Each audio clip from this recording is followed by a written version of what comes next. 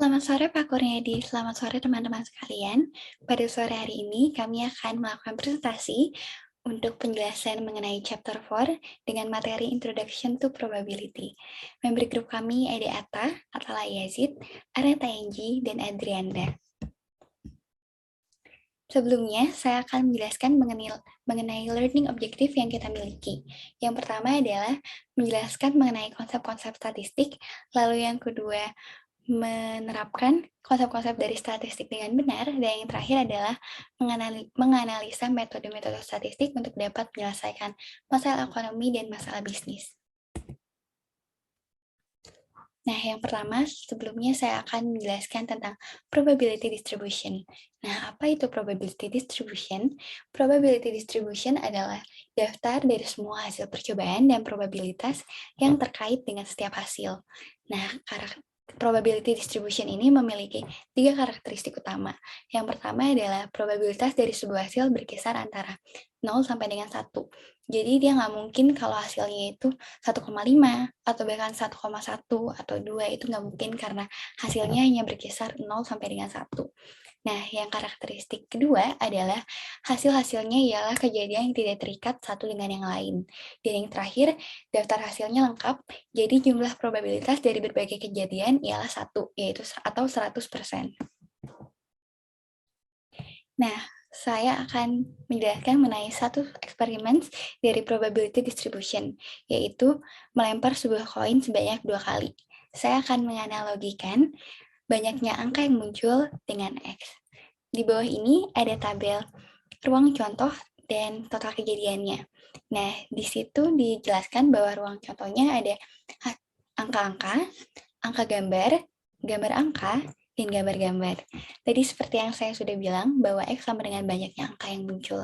Jadi, AA atau angka-angka itu kejadiannya 2, lalu angka gambar itu 1 karena hanya ada 1 A-nya, lalu gambar angka 1, dan gambar-gambar 0. Nah, saya akan membuat tabel baru untuk total kejadian ini, yaitu XI, dengan tabel yang ini. Nah, di sini dijelaskan bahwa XI hanya ada 3 angka, yaitu 2, 1, dan 0. Jadi ini saya tulis juga 0, 1, dan 2, hanya ada 3 ini. Nah, PI di sini adalah peluang. Bagaimana cara menghitung peluangnya? Di sini ada 0, di tabel yang sebelumnya 0 hanya ada 1, yaitu gambar-gambar, jadi hanya ada 1. Dan bagaimana cara menghitung peluangnya? 1 dibagi total kejadian. Total kejadian itu yang mana? Yang ini. 2 tambah 1 tambah 1 tambah 0, 4 totalnya. Jadi peluangnya saya hitung dari 0, 1, hanya ada 1 ini, dibagi 4 total kejadiannya. Nah, selanjutnya angka 1. 1 ini ada 2, yaitu angka gambar dan gambar dan angka. Jadi ini ada 2, 1, 1. Dibagi dengan total kejadian lagi, yaitu 4. Jadi 2 per 4. Lalu yang terakhir adalah 2. Nah, 2 ini angka dan angka hanya ada 1. Jadi 1 dibagi total kejadiannya, 4. Nah, dari sini kita bisa ambil kalau 1 per 4 sama dengan 25%, 2 per 4 sama dengan 50%, dan 1 per 4 sama dengan 25%. Nah, seperti yang saya sudah bilang, kalau di karakteristik utama bahwa daftar hasilnya lengkap, jadi jumlah probabilitas dari berbagai kejadian ialah 1, yaitu 100%. Ya, sama kayak ini ya. Nah, kita bisa ambil kesimpulan bahwa peluang muncul A 1 kali adalah 50%, lalu peluang muncul angka-angka adalah 25%, dan peluang muncul gambar-gambar adalah 25%. Nah, kita bisa ambil di sini bahwa peluang terbesarnya adalah angka 1 kali, yaitu 50%. Nah, selanjutnya saya akan menjelaskan mengenai random variable. Apa itu random variable? Random variables adalah suatu fungsi yang memetakan setiap anggota ruang sampel ke bilangan real. Variabel random dinotasikan dengan huruf kapital, contoh X besar, Y besar atau Z besar. Nah, nilai yang mungkin dari variabel random dinotasikan dengan huruf kecil. Contoh, X kecil, Y kecil, dan Z kecil. Nah, apa sih contoh random variables itu? Yang pertama, ada banyaknya siswa dalam satu kelas, jumlah anak dalam satu keluarga, jumlah mobil yang masuk ke tempat pencucian mobil dalam 1 jam, dan terakhir, jumlah hipotek rumah yang disetujui. Random variables memiliki dua jenis, yaitu discrete random variables dan continuous random variables. Discrete variable adalah sebuah variabel acak yang hanya bisa bernilai terbatas atau terhitung. Contoh, jumlah petir per tahun, jumlah gempa per bulan, atau jumlah orang yang dilarikan ke UGD per tahun. Selanjutnya adalah continuous random variables. Continuous random variables adalah variabel acak di mana data dapat mengambil banyak nilai yang tak terhingga. Contoh, panjang setiap lagu di album terbaru McGraw, berat badan setiap siswa di kelas ini, atau suhu di luar saat Anda membaca buku di siang hari. Nah, sebelum kita ke formula, saya mau teman-teman mengingat simbol-simbol yang menurut saya penting di chapter ini. Yang pertama adalah jumlah kasus atau data, biasanya bersimbol X.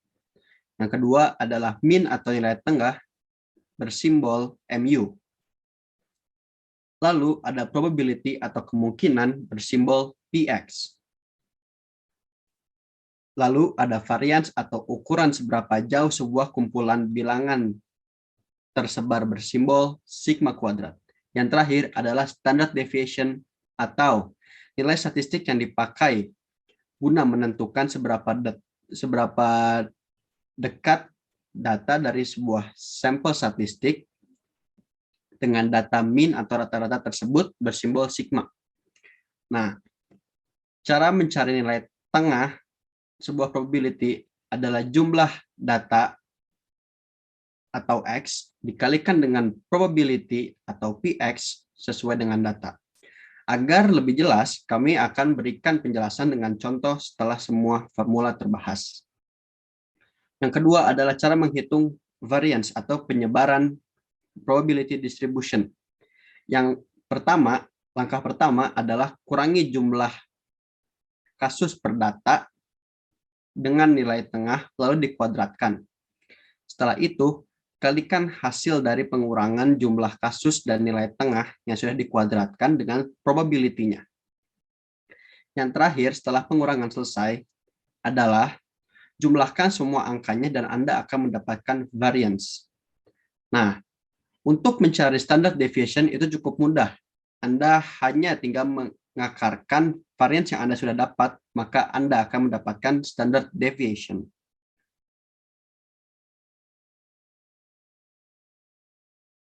Setelah dijelasin sebelumnya mean, variance, dan standard deviation-nya, maka saya akan menjelaskannya melalui contoh dengan formula yang sudah dibahas sebelumnya. Dan untuk yang pertama itu untuk mencari mean atau rata-ratanya, dengan formula sebelumnya yaitu mean sama dengan sigma dalam kurung X dikali atau jumlah kasus dikali P dalam kurung X atau probabilitas. Nah, sebagai contoh ini tabel yang di bawah, itu jumlah kasusnya ditunjukkan dengan X dan probabilitasnya ditunjukkan dengan P dalam kurung X. Maka untuk meannya yaitu sama dengan yang pertama adalah 0 dikali probabilitas dalam kurung titik 10. Maka sama dengan 0 dikali dalam kurung titik 10 dan seterusnya, yaitu ditambah 1 kali dalam kurung titik 20 ditambah 2 dikali dalam kurung titik 30 ditambah 3 dikali dalam kurung titik 30 dan ditambah 4 dikali dalam kurung titik 10. Maka sama dengan 0 ditambah 0,2 tambah 0,6 tambah 0,9 tambah 0,4, maka kita akan menemukan meannya yaitu sama dengan 2,1. Selanjutnya yaitu untuk mencari variance-nya. Dan dengan formula sebelumnya yaitu variance sama dengan sigma dalam kurung X atau jumlah kasus dikurangin mean, tutup kurung, terus dikali pangkat 2 dan dikali probabilitas atau P dalam kurung X. Nah, sebagai contoh dengan tabel yang sebelumnya, yaitu jumlah kasusnya adalah 0 dan probabilitasnya titik 10, maka dalam kurung X atau jumlah kasus dikurangi mean yang sebelumnya sudah kita temuin yaitu 2,1, 0 dikurangi 2,1, dan hasilnya dipangkat 2-in. Maka menjadi 4,41.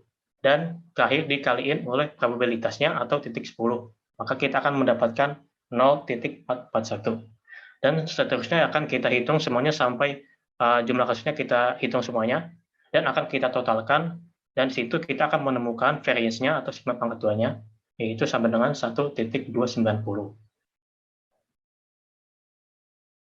Yang terakhir itu untuk mencari standard deviation-nya, yaitu simple banget. Dengan formula sebelumnya yaitu standard deviation sama dengan akar dari si variance-nya. Maka sebagai contoh, standard deviation atau sigma sama dengan akar dari variance atau sigma pangkat 2. Maka sama dengan variance-nya tadi kita temuin yaitu 1,290, akar dari 1,290 yaitu sama dengan 1,1357, namun kita harus bulatin, maka kita akan menemukan jawabannya yaitu 1,136. Di sini saya akan menjelaskan sedikit yang saya ketahui tentang binomial probability distribution. Di sini saya menggunakan 3 slide PowerPoint yang telah diberikan oleh Binus. Oke, jadi untuk pengertian dari distribusi binomial ini yaitu adalah distribusi probabilitas diskret jumlah keberhasilan dalam N atau jumlah percobaan, iya atau tidak yaitu hasil dari sebuah percobaan tersebut yang saling bebas, di mana setiap hasil percobaan itu memiliki probabilitas atau yang biasa disebut dengan P. Dan distribusi binomial ini memiliki kondisi yang harus dimiliki atau karakteristiknya sendiri. Di antaranya adalah yang pertama, setiap percobaan itu hanya memiliki 2 kemungkinan hasil akhir. Seperti kita melakukan toss coin, di mana ada head dan tail, hasil yang kita dapatkan itu hanya 2, yaitu antara head dan tail. Dan untuk yang kedua, jumlah percobaan itu wajib kita ketahui dan jumlahnya tetap. Dan untuk yang ketiga, percobaan harus independen atau tidak mempengaruhi satu sama lain. Dapat disimpulkan, apabila kita melakukan suatu percobaan dan percobaan itu berhasil, percobaan itu tidak mempengaruhi percobaan yang berikutnya, baik itu memungkinkan tingkatan keberhasilan ataupun menurunkan tingkatan keberhasilan. Itu tidak berpengaruh, makanya disebut independen. Dan di sini ada formula dari binomial probability, yaitu Px sama dengan NCX Vx dalam kurung 1 min V dalam kurung N min X, di mana di sini C-nya itu dapat diartikan sebagai nodes of combination, dan N di sini itu adalah jumlah dari trial atau jumlah percobaan, dan X-nya di sini adalah random variable yang dapat kita sebut juga sebagai number of success, dan V-nya itu adalah probabilitas dari kesuksesan dalam setiap trialnya. Dan di sini juga ada formula untuk mean dari binomial distribution, yang rumusnya itu adalah N dikali V, dan di sini juga ada rumus untuk varian, di mana rumusnya adalah N dikali V dalam kurung 1 min V. Di sini ada contoh soal dari binomial probability distribution. Contoh soalnya yaitu ada 5 penerbangan setiap harinya dari Pittsburgh via US Airways menuju ke Bradford, Pennsylvania Regional Airport. Misalkan kemungkinan dari setiap pesawat yang datang terlambat itu adalah 0.020 atau 0.020. Berapa probabilitas bahwa tidak ada pesawat yang datang terlambat di hari itu atau di hari ini? Seperti yang sudah dijelaskan bahwa ada sebuah formulanya di sini, maka langsung saja kita pakai formulanya, dan di sini apabila langsung kita aplikasikan NCX dikali Vx dalam kurung 1 min V dalam kurung N min X. Maka di sini untuk N-nya kita masukkan di sini 5 karena ada 5 penerbangan setiap harinya dari Pittsburgh.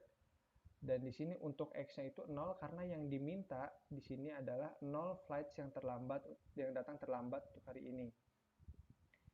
Dalam kurung untuk V-nya sendiri di sini adalah 0.20 karena probability-nya itu 0,20 dikali X-nya 0 dalam kurung 1 min V, V-nya 0,20 dalam kurung N-nya 5 dikurangi 0. Maka hasilnya adalah 1 dikali 0.3277, maka hasil akhirnya yaitu 0,3277. Dan di sini ada soal juga yaitu what is the average number dari keterlambatan pemberangkatan dan juga what is the variance of the number of flight flights. Jadi untuk yang average number seperti rumus yang di sini untuk mencari min yaitu N dikali V. Di sini N-nya sudah kita ketahui bahwa N-nya itu 5 dan untuk V-nya itu 0,20, maka hasilnya adalah 1,0. Dan untuk variance-nya ini ada rumusnya juga dari sini. Langsung kita aplikasikan saja. Untuk N-nya itu 5 dan untuk V-nya itu 0,20 dikurangi 1 min V, maka hasil akhir yang dapatnya itu adalah 0,80. Dan yang terakhir ini ada tentang cumulative binomial probability distribution. Ini adalah contoh soalnya juga. Contoh soalnya yaitu berdasarkan penelitian dari Illinois Department of Transportation menyebutkan atau menyatakan bahwa 76,2% dari pengguna front seat itu menggunakan seat belt, 76,2%. Itu berdasarkan sampel dari 12 kendaraan yang sudah dipilih. Dan untuk soalnya di sini, what is the probability the front seat occupants in exactly 7 of the 12 vehicles are wearing seat belts? Maka langsung saja kita gunakan seperti rumus dari binomial probability formula seperti ini. Untuk X-nya di sini diketahui 7, karena di sini exactly-nya itu udah ada 7. Dan untuk N-nya ada 12 selected vehicle, berarti N-nya adalah 12. Dan probability-nya itu 76,2% yang kita tulis 0,762. Maka N-nya itu 12, C 7. 7 itu adalah X, dikalikan dengan V, V-nya itu 762, dalam kurung X, X-nya itu 7, dalam kurung 1 minus V, V-nya 762, dalam kurung di sini N min X. Maka hasil akhirnya yaitu seperti yang dapat dilihat di sini. Dan juga ini ada lagi salah satu contoh soal yaitu what is the best probability the front seat occupants in at least 7 of the 12 vehicles are wearing seat belts. Jadi di sini tuh untuk kendaraan dari nomor 7 sampai ke 12, jadi minimal dari 7. Maka di sini rumusnya adalah X-nya yaitu untuk kendaraan 7 ke atas. Dan untuk N-nya, total kendaraan itu baik lagi ada 12, dan V-nya masih sama yaitu 0,762. Maka di sini rumusnya itu X sama dengan 7 ditambah X sama dengan 8, X sama dengan 9, X sama dengan 10, ditambah X sama dengan 11, ditambah X sama dengan 12. Yaitu 0,0902 ditambah 0,1805 ditambah 0,2569 ditambah 0,2467 ditambah 0,1436 ditambah 0,0383, yang mana hasil akhirnya yaitu adalah 0,9562. Teman-teman, sepertinya kita sudah mencapai akhir dari presentasi ini. Terima kasih sudah mendengarkan kita dan semoga semuanya mengerti. Ada pertanyaan mungkin dari teman-teman sekalian? Silakan bertanya saja. Terima kasih.